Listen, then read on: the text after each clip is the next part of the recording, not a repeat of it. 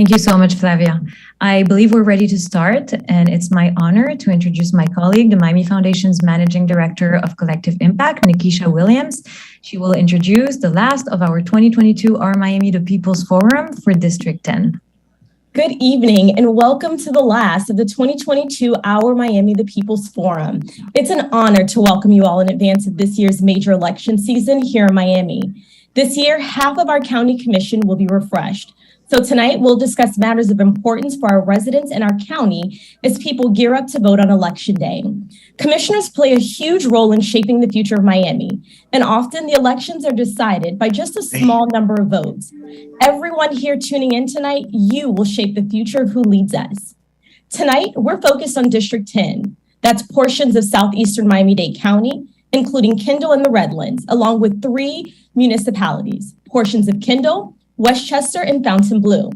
If you're here tonight, you know that civically engaged communities are stronger communities.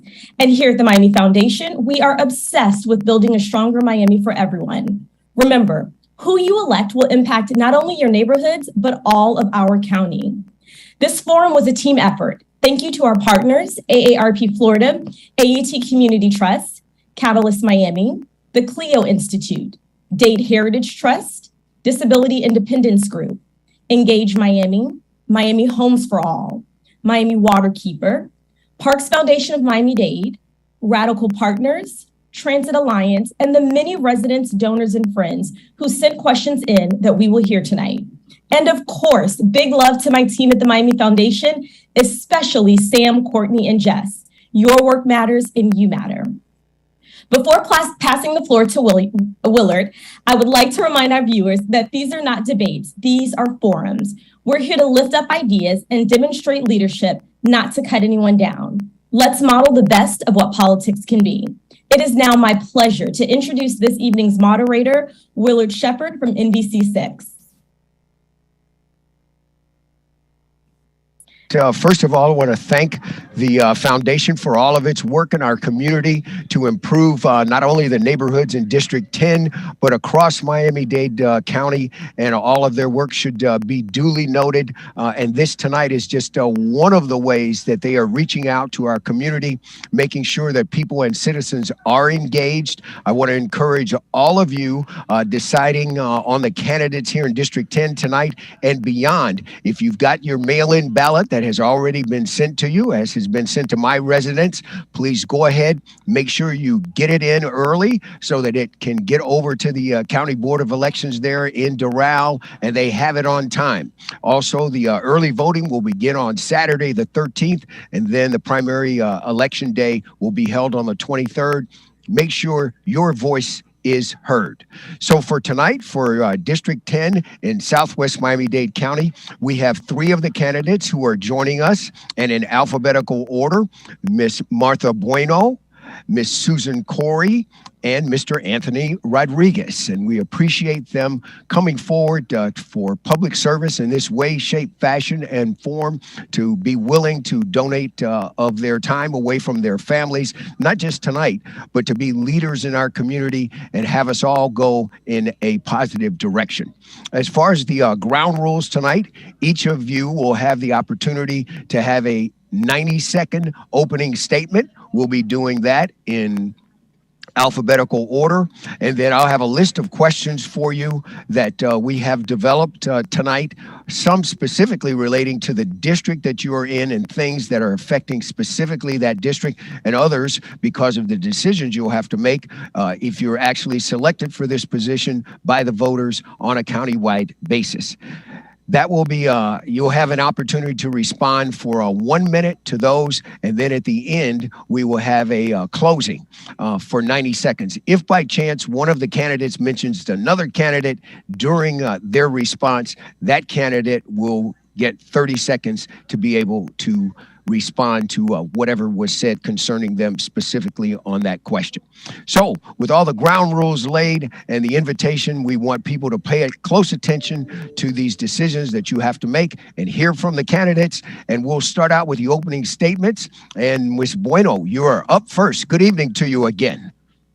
Thank you so much, and good evening, everyone. I want to give a special thanks to the Miami Foundation for putting this evening on, and to all the partners involved, to the neighbors watching. And I want to give a special shout out to you guys for getting all of the candidates. This is the first time all of the candidates are together in an event. So thank you so much for that. My name is Martha Bueno, and I am running for Miami-Dade County Commission in District 10. I am doing so because I got fed up. I was tired of going before the commissioners on many issues and not seeing any improvement. I am the mother of four. I am a small business owner. I am an entrepreneur. I am an activist. And I got tired of seeing the problems in Miami-Dade County time after time. Nothing really changes. And so I decided to run for this seat because I wanted to give a voice to our neighbors, to make sure that they have somebody that is going to listen to them and that is going to do the best that she can for our community. My children live here, I live here, and I want to make sure that our community has somebody that's working for them. So thank you again so much for that opportunity, and I look forward to answering all the questions tonight. Okay, Ms. Bueno, thank you. Ms. Corey, you have the chance now for your 90-second opening statement. Good evening to you. Good evening. Thank you, Shepard, for giving us this opportunity. And I want to thank the Miami Foundation also for hosting this web camp situation, for us to be able to answer all the questions and have an opportunity to talk directly to the voters in District 10. I am the candidate who is considered to be the squeaky wheel. I am the squeaky wheel that gets the job done. And my determination, my compassion, and my ability to move legislation based on issues is what I've been able to do in the past. I am here because I really believe that Miami Commission and District 10 needs a doer right now. We have a lot of issues to work on. We have a lot of issues to deal with, and each one of you voters will have one opportunity to vote for one of us. I hope that you listen carefully and compare us, look at our websites, and really consider, because you don't have another option except for another 4 years. You don't have do-overs. So please make the right decision based on what is important to you. I thank you, and I'm looking forward to answering the questions.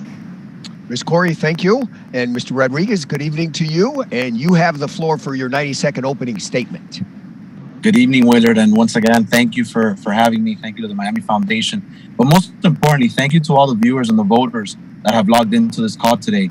I think those are the ones that really matter, the people that care to take time out of their schedule and get informed so that they can make perhaps one of the most important decisions that they'll be making this election cycle on a local level, at least.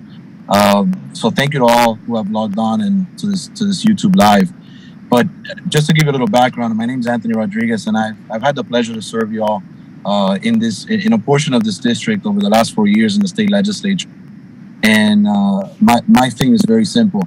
I want to leave this community better off when I'm gone than when I start. I was born and raised in Westchester, Kendall, and now I'm raising my 3 kids. My wife and I are raising my 3 kids in this community. I care about it. It's a community that I'm passionate about, and I care about the future that we're leading to. So I ask for your time, and I will be happy to answer all the questions in this debate. Looking forward to it. Okay, Mr. Rodriguez, thank you. And you will actually be the first person up to answer the first question we have for you this evening. And really, it deals with something we are all well aware of. We have, sadly, unfortunately, on our newscast here at NBC6 and on Telemundo 51, virtually daily, people on the television and coming to us saying, I don't have a place to live now. I'm not unable to afford where I used to rent before. So this is certainly a crisis here in Miami-Dade County in our community. And Mr. Rodriguez, first of all, what would you do on an immediate basis to try to aid these residents of our community who basically are being priced out of the rental marketplace? Well, thank you for that question, Willard. But here's the thing, right? There's been a lot of focus over the last few years about the rental community and that rents are increasing and they're way too high. And that is entirely true. But one of the things that we need to focus on is competition. We need to shock the market. We need to make sure that there's competition, there's more affordable housing. One thing that there's programs for, but it's oftenly missed, is workforce housing. Workforce housing is something that a lot more people fall into that category. You know, your everyday teachers, your everyday nurses that simply cannot afford today's rents here in Miami-Dade County. I'll tell you this: my children will definitely not be able to afford purchasing a property in today's market if it continues this way. So one of the things immediately that I think you need to do is shock the market with additional affordable and workforce housing properties, which is something that the initiative has already begun at a local level and a state level. And we have funded, this is one of the first years in the legislature that we have been able to maintain the Sadowski Fund intact, and therefore will appropriate funds to affordable and workforce housing. So that's a great start. And then on the housing prices itself, not just on the rental market, I think we've been talking a lot about rental caps. We've been talking a lot about capping owners from what they can do with their properties. But I think we need to focus a little bit more on our millage rate, on our property taxes, and our property insurance. That's one of the main things that we've been attacking, and we need to continue to work on those. All right, Mr. Rodriguez, thank you very much. Ms. Corey. Yes, sir.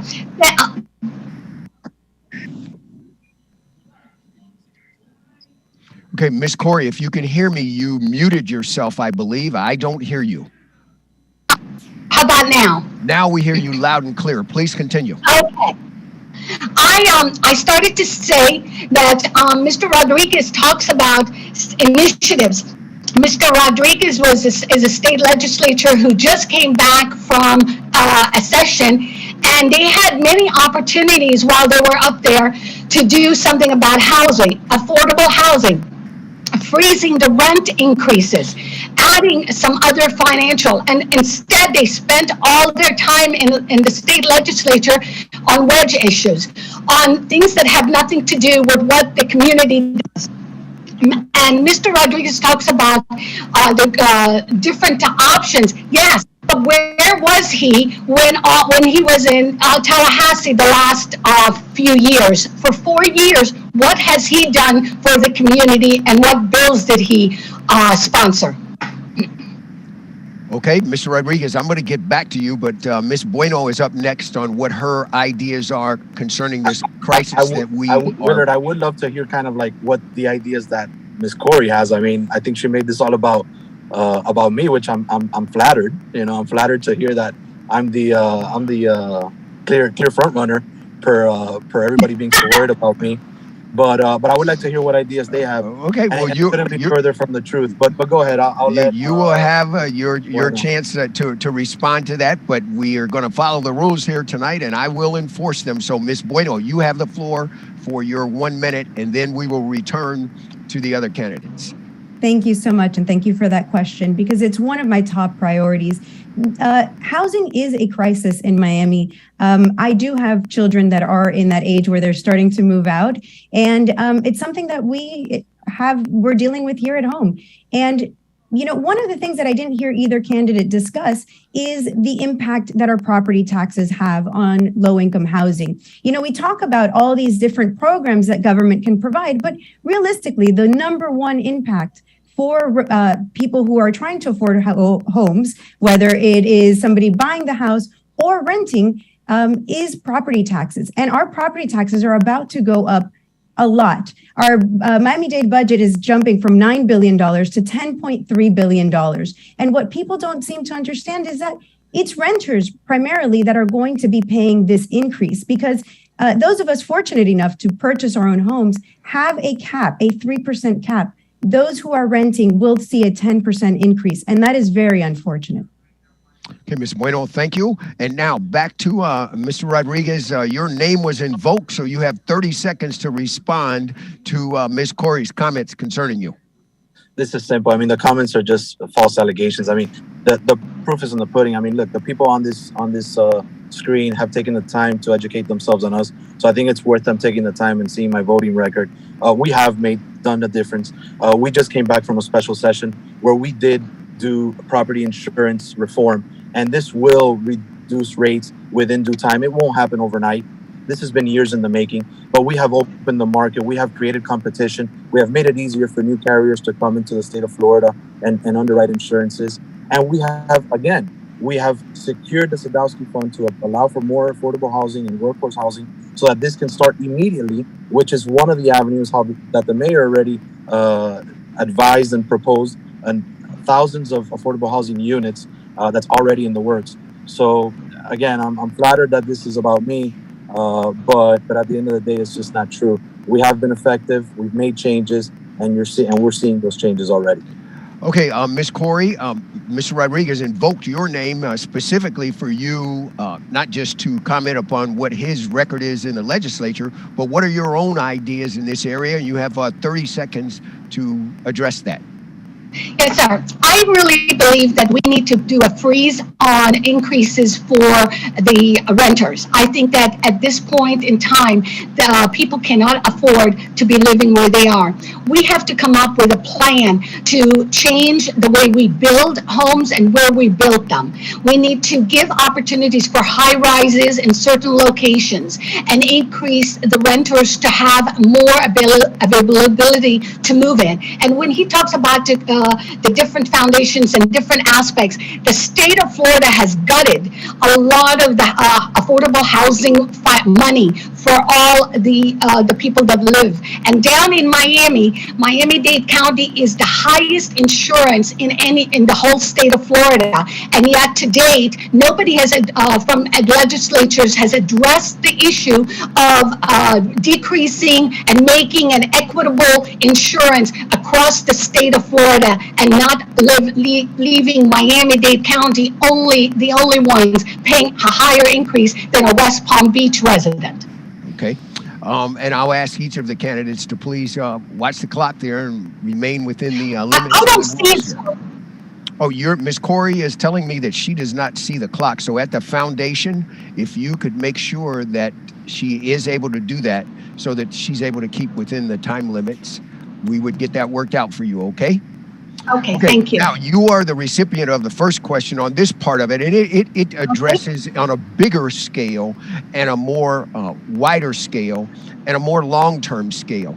What can we do if you are elected and any of the other candidates on the forum tonight so that 4 years from now, 8 years from now, the very people who would be your constituents here shortly are not facing this kind of crisis? What long-term plan does each of you have to address affordable housing, specifically in District 10 and countywide? District 10, this is for me, correct? Yes, you're up first. All right. This District 10 has some land that is owned by the county, and it has not been accessed to building different properties. We also need to look at the housing, and if we can find different ways to regulate changes to the housing to be able to divide properties and make more, build more. We have an inventory problem. The thing I'm concerned about is I really want to hold our line. I don't want to go into the Everglades. I don't want to go further out. So I think for District 10, we need to start looking at adding affordable housing and high rises. I know New York has them. Other cities do. So we need to come up with a plan for that. But this is not just District 10's issue. This is District 10 and all the county, including the transportation issue, because we're in the West and the South can't get out of the area to go downtown. And I see my time is up. Before you go any further, you're about to address a different topic, and also I'll be your timekeeper, so you're out of time, okay? Thank you. Perfect. Okay, Mr. Rodriguez, you're up next. Big picture, how are we going to cope with this so that 8 years down the road, we don't have this issue? I brought it up in the last question. I mean, it's simple. We have two housing crises right now. We have two avenues, two vehicles to that housing crisis. One is a lack of inventory, and the other one is the actual economic impact as well. We have to shock the market. And no, I live in this community. I was born and raised in this community in District 10. And no, I do not want high rises in District 10. I do not want to build more and more and more in District 10. We don't need more of that. And I cannot get behind rent control. That is just something that I cannot get behind. I am a homeowner. As a property owner, the market will establish that itself. Us as government do not establish that. However, our role as government is to incentivize additional affordable housing properties. It does not need to be in District 10 for it to alleviate District 10 long term. It needs to be in the county, in Miami-Dade County, and then the market will auto-correct itself. On the other side, on the homeowner's side, we need to address our property insurance, which we did in the legislature this year, and we need to address the property taxes. We need to roll back the millage rate. There's a small proposal right now from the mayor's office to roll that back, and what that number is debatable, and we need to get the data to know what that number is. But there is no doubt that we must roll back that millage rate in order to reduce property taxes for all homeowners across District 10 and the entire county. Okay. And Mr. Rodriguez, question for you. Can you see the clock so that you know when your time is up? You can't either. Oh, okay. All right. I'll be the timekeeper. Ms. Bueno, can you see the clock or not?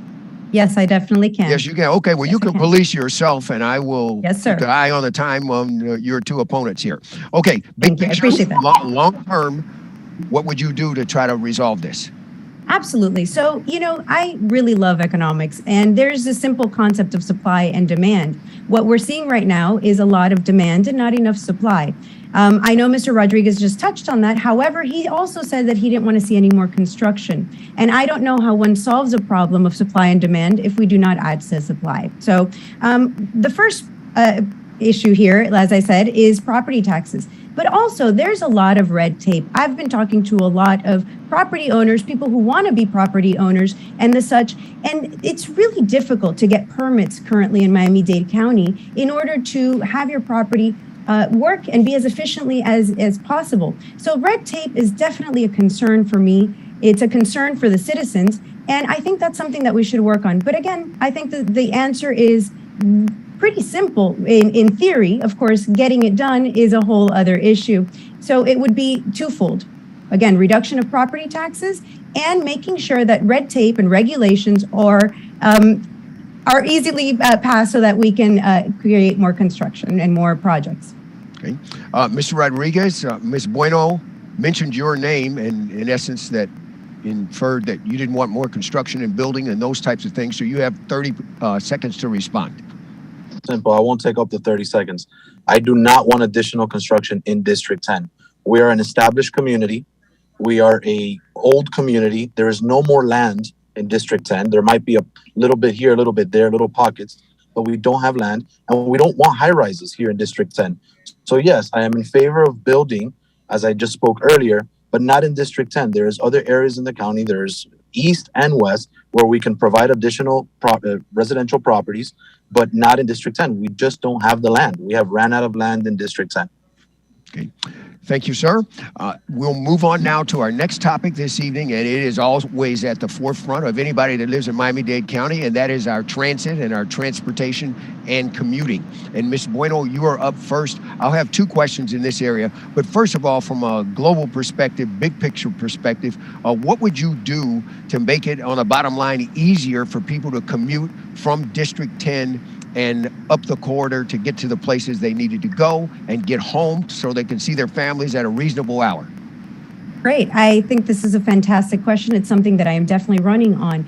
There's almost two issues here, right? There's one of traffic and then there's one of transportation. So these two are very big issues, and I'd like to take them separately. On the issue of being able to use public transit, as many residents are well aware, we've had a half a penny sales tax in Miami-Dade County for well over 20 years. That has collected over $4 billion, and it has unfortunately not gone to the issue.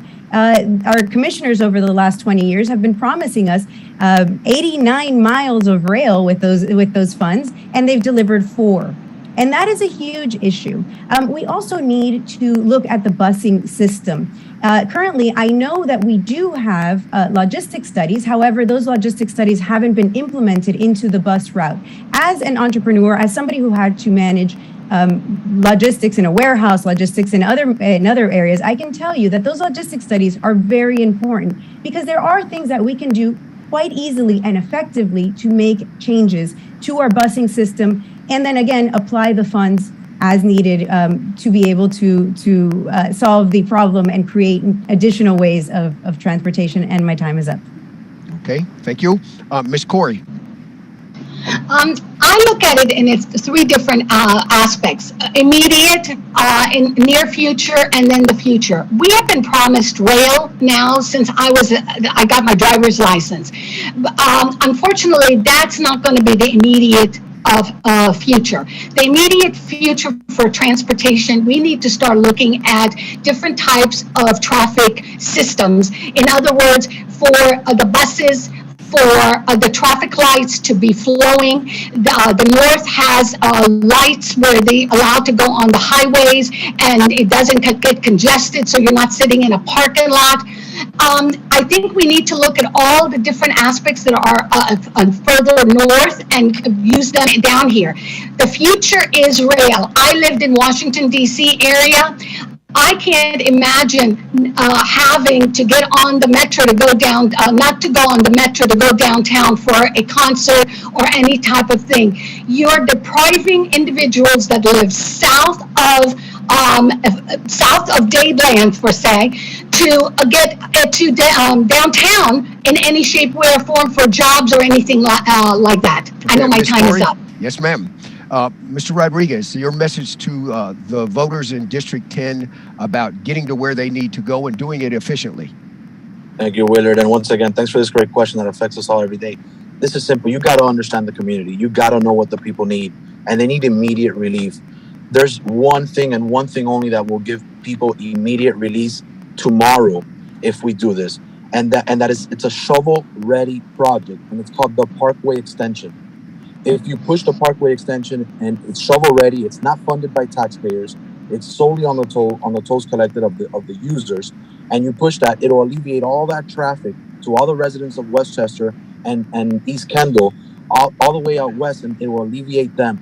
We don't have a high-density community in Westchester. It is single-family homes for the most part. They are not people that are going to switch overnight from getting in their vehicles every single day to getting on public transportation. It's just not going to happen overnight. It is going to take years and years and years for that education and that transition to occur, if ever, in the Westchester area.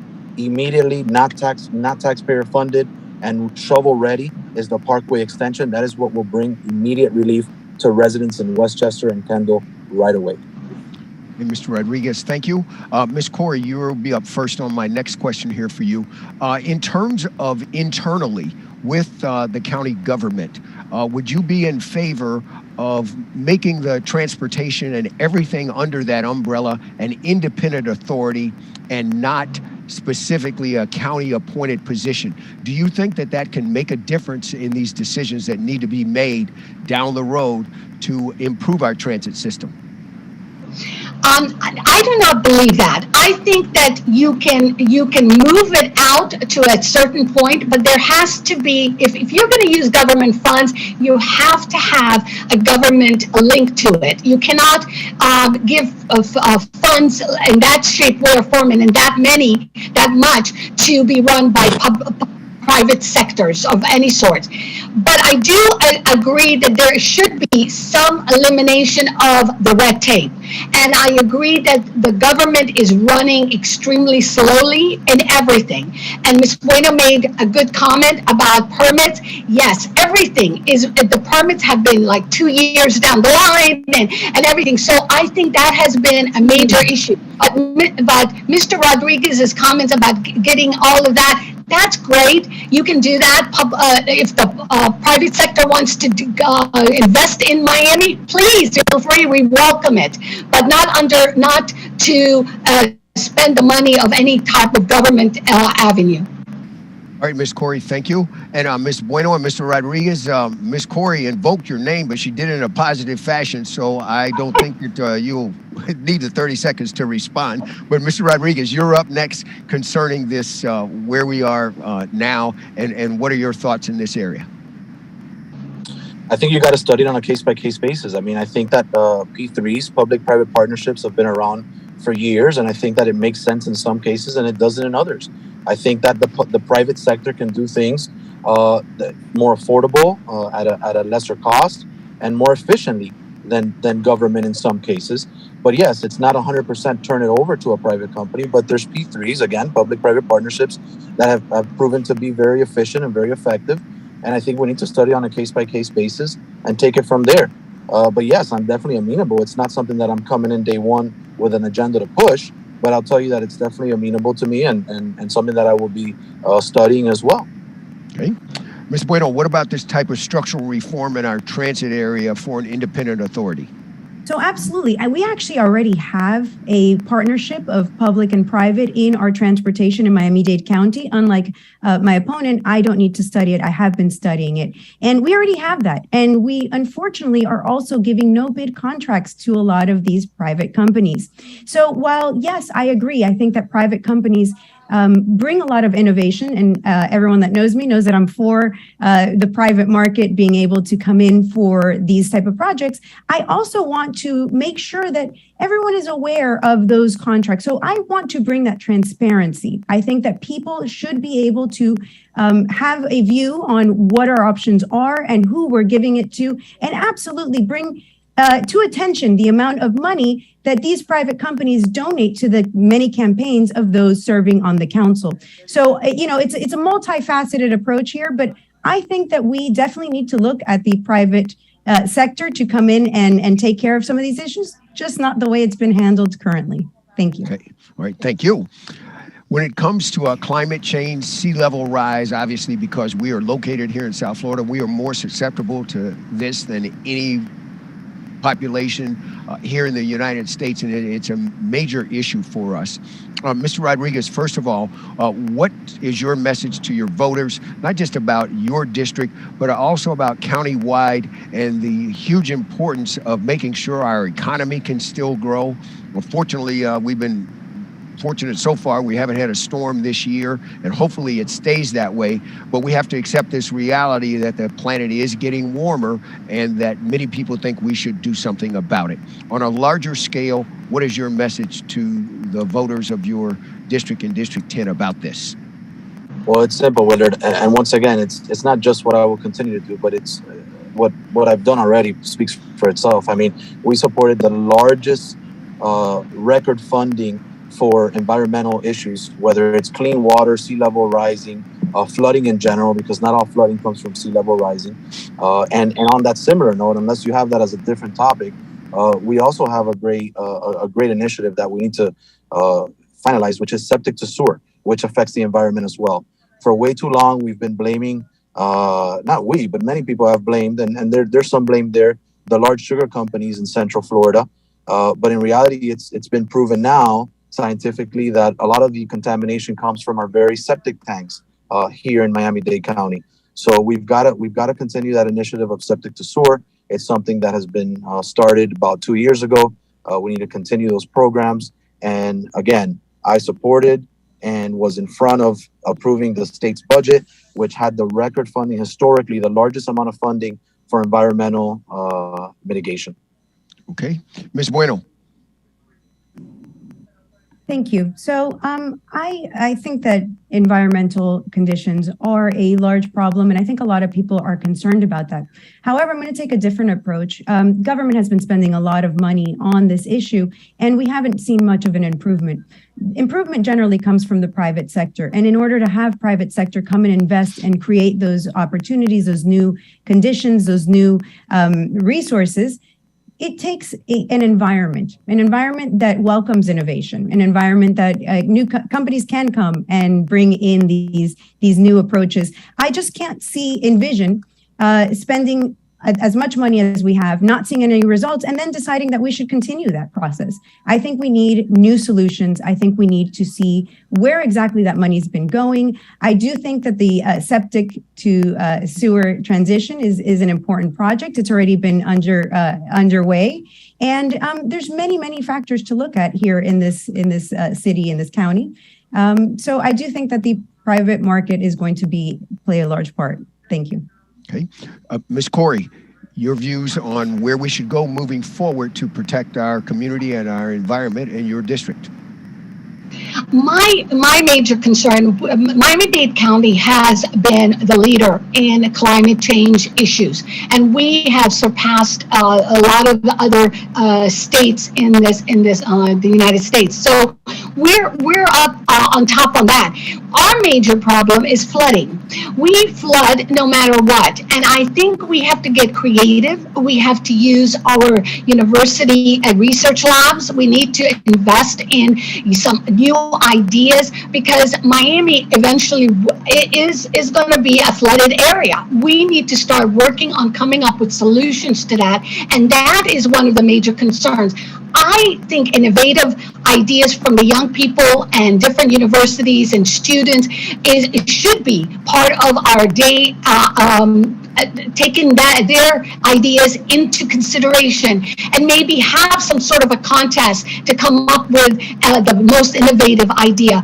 I'm not welcoming too many outsiders at this point. I would like to have our opportunities to invest in our own area from the students that are in the universities in Florida.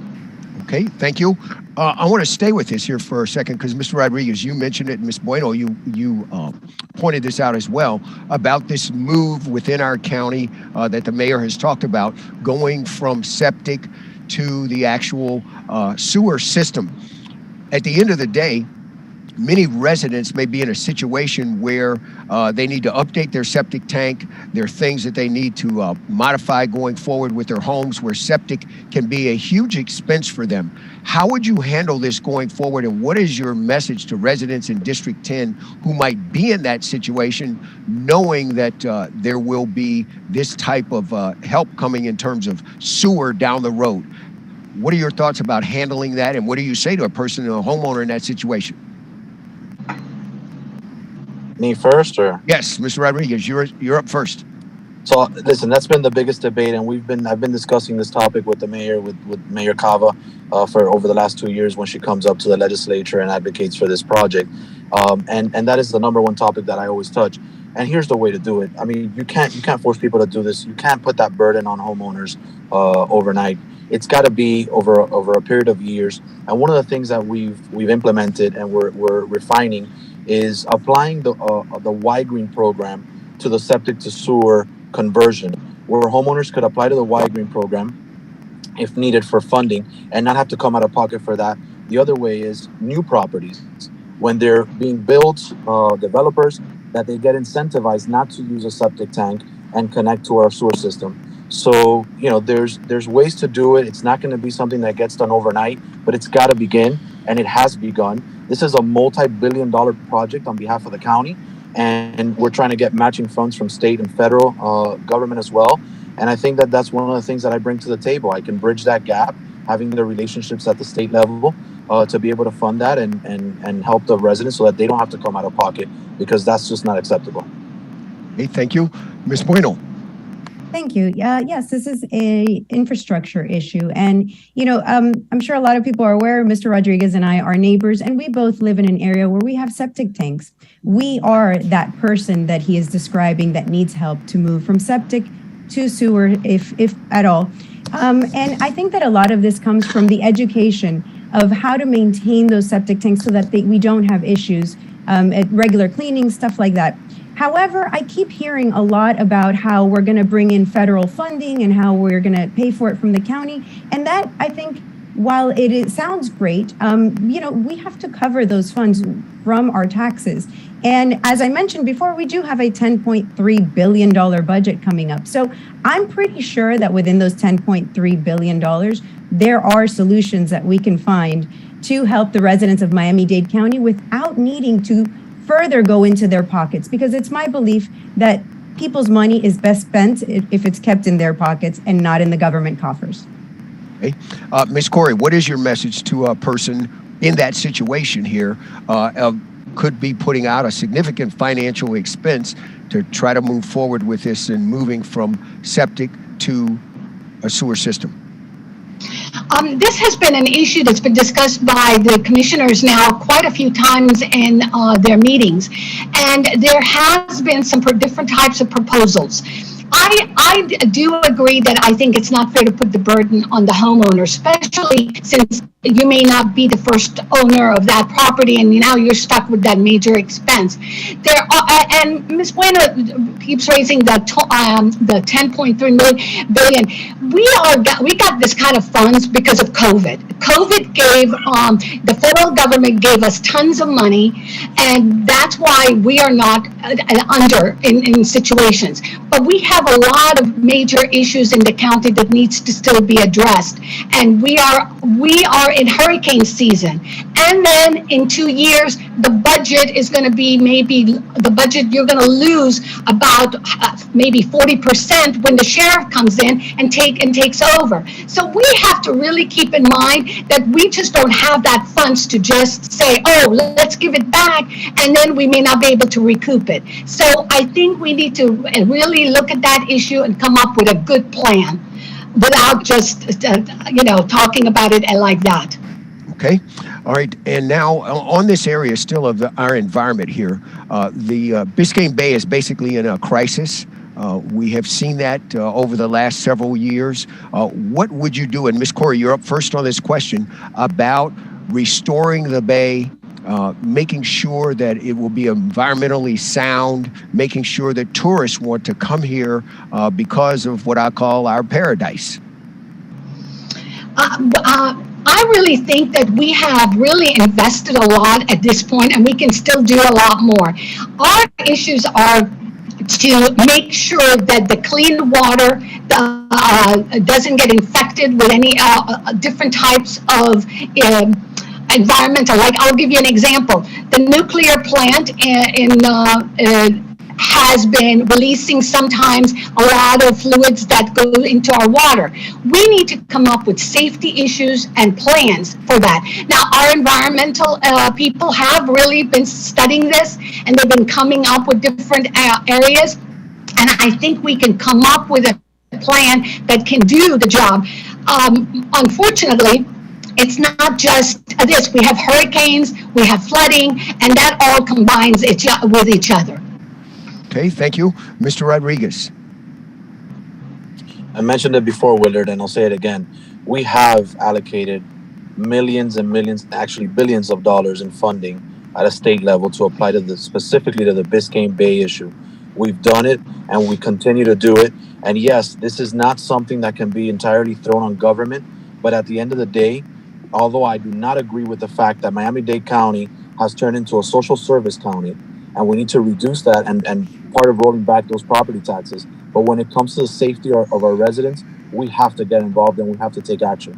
And that takes money. So we do need to continue securing those funds to improve that environmental issue, the Biscayne Bay being one of them. We need to preserve clean water. This is our residents. We're talking about the safety of our community. This is not something to joke around with or put it on the private sector. This is our children, our children's children, and we need to continue taking action when it comes to environmental issues. Ms. Bueno. Thank you. Yes, so the environment is incredibly important. And I'm going to agree somewhat with Mr. Rodriguez here and say that it's not something that we can put entirely on the government. I think that there is a lot that the residents should be aware of and should take some responsibility for. We need to make sure that we clean up our areas, our environment. But then I'm going to go to back to innovation. You know, these are issues that we continue to apply solutions from decades ago. We need innovation. We need innovation to come to Miami. We need those environments that allows innovation to come to Miami. Okay, thank you.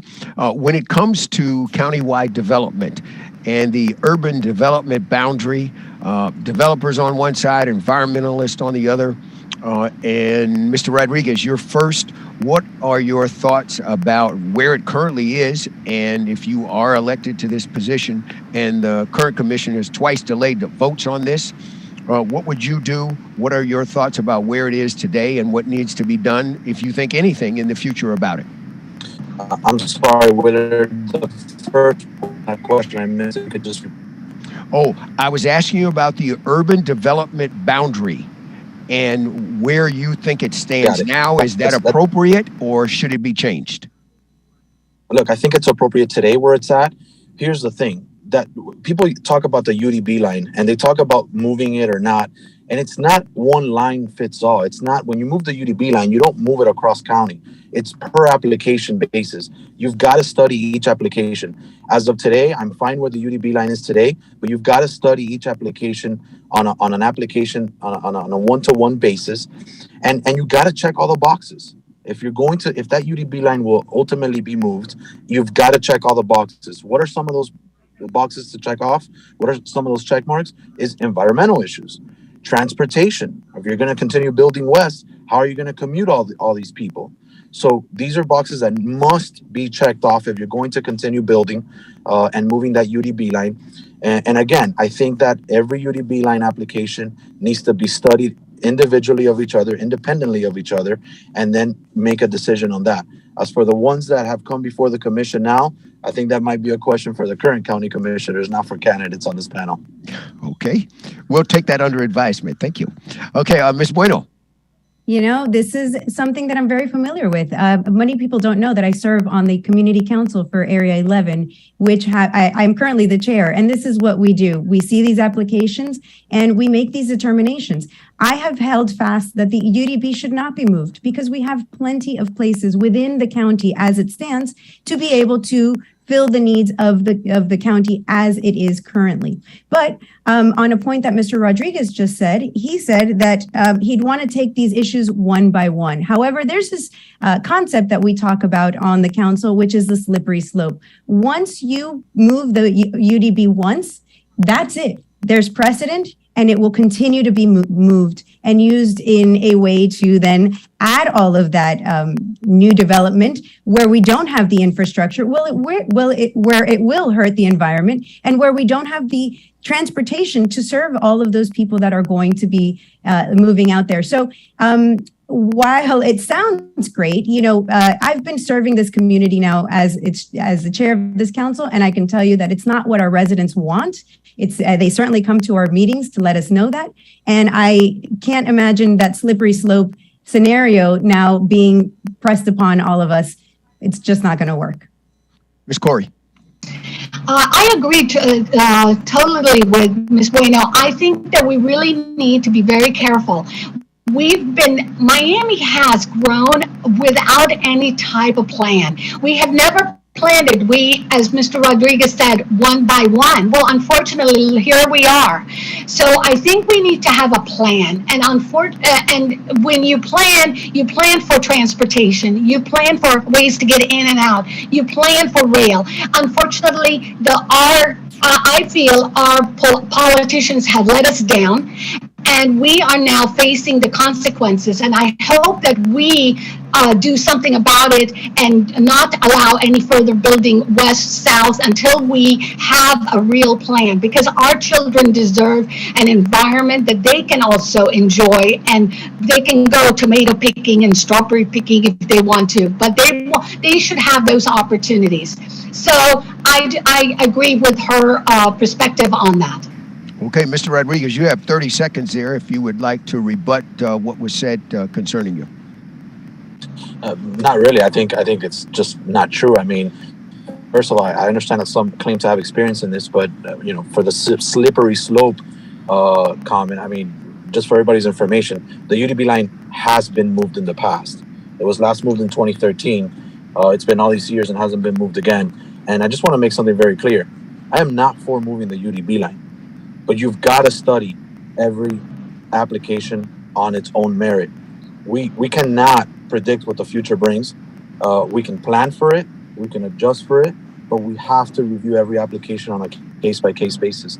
So precedent has already happened. This is not the first time that an application is presented. In fact, applications in the past have been approved. 2013 is the last time that the UDB line was moved. So again, the precedent is already there. That's just not true.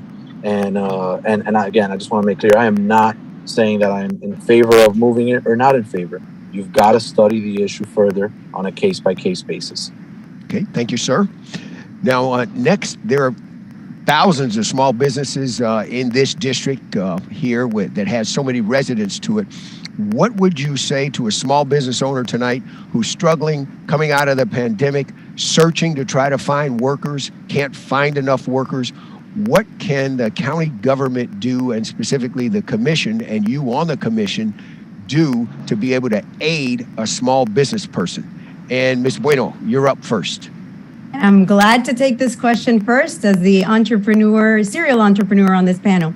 So the first thing I absolutely want to make clear to all entrepreneurs listening tonight is I'm going to make sure government gets out of your way. If we recall during COVID times, Miami-Dade County closed down small businesses while letting large businesses stay open. And that was a huge mistake.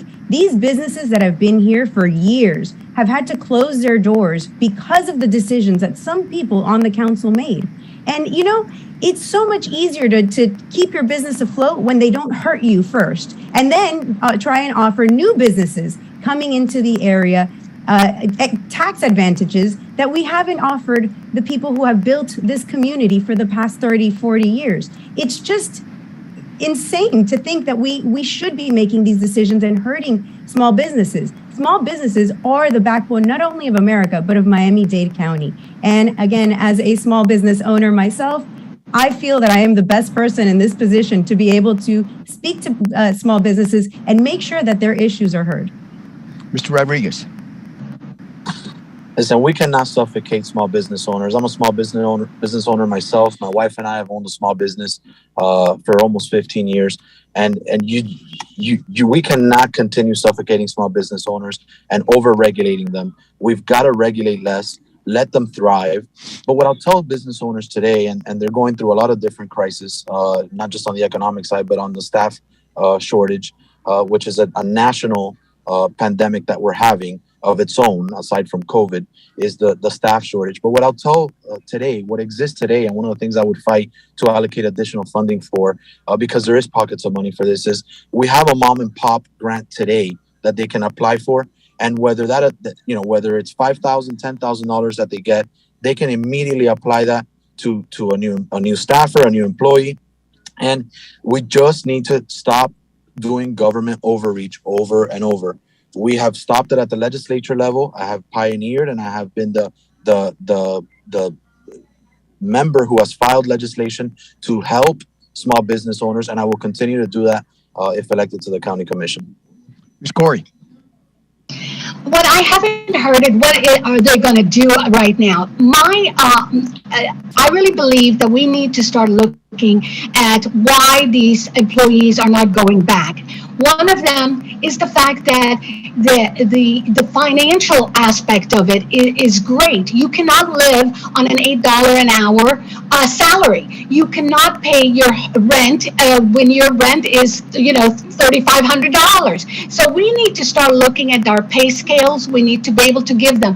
I also think one of the biggest, and I think COVID has really brought this out, is health insurance. A lot of companies do not offer health insurance if you work under a certain amount of hours. One of my proposals, and I'm hoping that this can be true, is that maybe a small business can opt into the Miami-Dade County's health insurance benefits and allow their employees to buy into that, so that this way at least they can get coverage, which then may help them hire more people. So there are different avenues. I just think that we need to look at different types of things that can help a small business. A small business assistance is also is a good way to do that. But there's plenty of different areas that I think we need to start looking at and to help now. Okay. All right, this will be my last question for you this evening, and I'm close on the time here, but it's a very important matter for our community, and that's community policing and outreach to communities. And the Miami-Dade Police Department is doing all that it can and done an excellent job outreaching to communities to try to build relationships in communities to make them safer and better. And Ms. Corey, you're up first. What are your thoughts about this type of outreach? What would you like to see our police department and our community leaders do in terms of working together, and what are your ideas to make that happen? Well, thank you for the question. I just had a meeting today with some of the people in Miami-Dade County. And one of those meetings, I really think that we need to have officers that are more the neighborhood resources. They need to be out more often and more with the communities. They need to come out and meet with them, talk with them. Also, one of the biggest problems that I address with them today is that they have a lot of turnover as far as they put someone in neighborhood resources, and then within 6 months they move to another area. Once your neighbors know who they are, they're gone, and now you got to start a new relationship. The relationships between law enforcement and the residents is really important. One of the things that we can also do is use our community leaders. We have lots of leaders out there that can come out and meet with law enforcement, have meetings, join in together.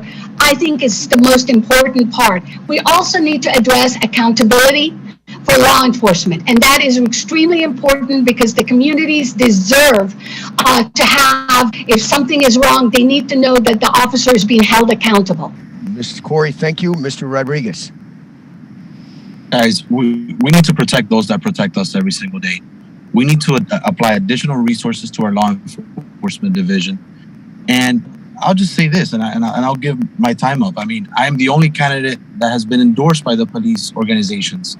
I'm the only candidate. And there's a reason for that.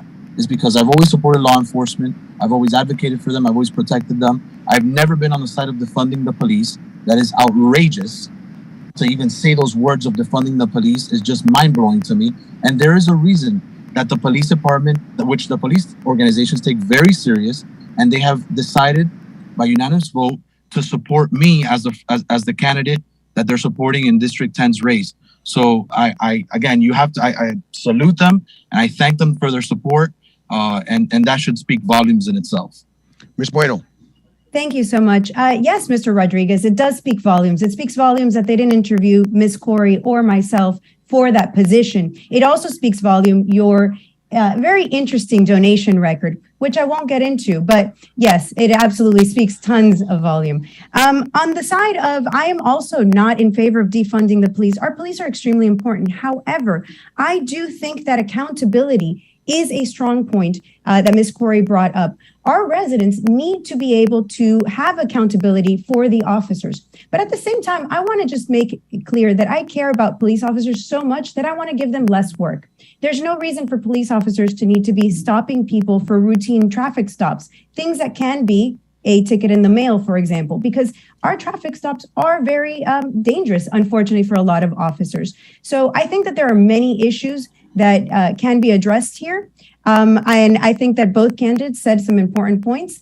However, I think that making sure that our police officers have the resources they need, but also making their job easier, because there's no reason for them to be having these high burdens. They also have the burden of being mental health counselors sometimes when they get called into tough situations. There are so many issues that put our brave men and women in dangerous situations that should not be that way. Thanks again. Okay, Mr. Rodriguez, you have 30 seconds there to respond to your neighbor's comments. I mean, it's simple. I mean, did she show up for the interviews? I mean, there were public interviews. I showed up, and listen, it's false allegations. It's grasping for air that they see that I'm in the lead. I mean, this entire forum, although it was stated at the beginning, it's not a debate, has been nothing but attacks. I have not jabbed my opponents not once throughout this entire forum. Have I thrown a jab at any of my two opponents on this forum? So, you know what? I mean, it speaks volumes. I'll use that word again of where this race is headed, and the choice is clear. I mean, law enforcement will not support just anybody. They are supporting me because they know that I have their back, that I will make sure that they have the resources to act. And by the way, I do wholeheartedly believe that today we have the best police department in the entire state, right here in Miami-Dade County. And our 3 districts that represent Westchester and Kendall are one of the best stations that we have in the entire department. Now, we need to continue building on that and improving on it and applying resources to that. I do not think we need to give them less work and take them off the streets from policing our neighborhoods and keeping our families safe. That is absolutely outrageous. We need to continue improving the safety of our families and our neighborhoods. And that is something that I would just never say. Mr. Rodriguez, I need to stop you at that point. and let everyone know we're now going to come up on the portion of our program tonight where we have our closing comments. You have 90 seconds to let the voters of your district and District 10 know why you are the best person to be selected to go represent at Government Center. And we're doing this in reverse order. So Mr. Rodriguez, you go first.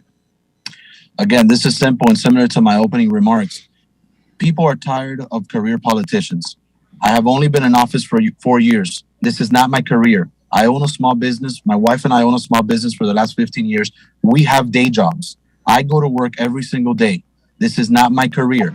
But at the same token, I have just enough experience. Miami-Dade County is a big, big monster. As they said, the proposed budget is over $10 billion. That's larger than a lot of countries. Definitely the largest county in the entire state. We need somebody that knows what they're doing. We need somebody that day one knows where the bathrooms are and knows it and gets right to work right off the bat. Vote your conscience. I hope I earn your support. I hope I've answered questions. I've kept it clean. I have not jabbed any of my opponents and have focused instead on myself and my attributes and my resume. So I hope I've given the people enough information for them to make an educated decision, because this is probably the most important vote that they will take in local government this year, especially with the elected sheriff vote that we have coming up in the next year or two. So I hope I earn your support, and thank you guys once again to everybody and all the listeners, all the voters on this call for taking this hour and listening to us and hearing us out. Appreciate it. Thank you guys. Have a good evening. Mr. Rodriguez, thank you. Ms. Corey, you have 90 seconds. Thank you. Mr. Rodriguez seems to have very thin skin. Maybe it will not do well for him on sitting as a commissioner. There's a saying that goes, you get knocked down 7 times, you stand up 8. I have stood up many times as I've been knocked down, and I feel it is important to stand up and fight for the issues of your constituents. Mr. Rodriguez spent a lot of time talking what he feels is so important. Well, it's really not that important what Mr. Rodriguez feels. What's important is what your voters are and what they want, and that's who you represent. And I'm here telling you that I will represent you to the fullest. I will stand up for you, and I will do what is right by you. Mr. Rodriguez has been in office for 4 years. Ms. Bueno and I have never been elected for office. So maybe that should be a good sign. I just hope that you look at all our issues, look at the websites. Please go to SusanCoreyCampaign.com. Look at our websites, look what we stand for, and see what kind of an individual and character that we possess. Mr. Rodriguez kept touting the PBA. The PBA is a union. What is he going to do when they come up in front of them for some sort of the county bidding or of anything like that? He's going to have to make a decision. You know where his decision is already. So, you really do have to vote your conscience, and you do need to vote what is right for District 10 and not for anyone else. And I thank you for your time, Mr. Shepard. I thank the Miami Foundation for giving us this opportunity to talk to the voters, and I'm hoping that I will be your next commissioner. Thank you. Ms. Bueno, you have the last word. Thank you. And I just want to quickly correct Ms. Corey. I'm currently elected to an office, and I was elected first the vice chair and now the chair. So I just wanted to clear that up.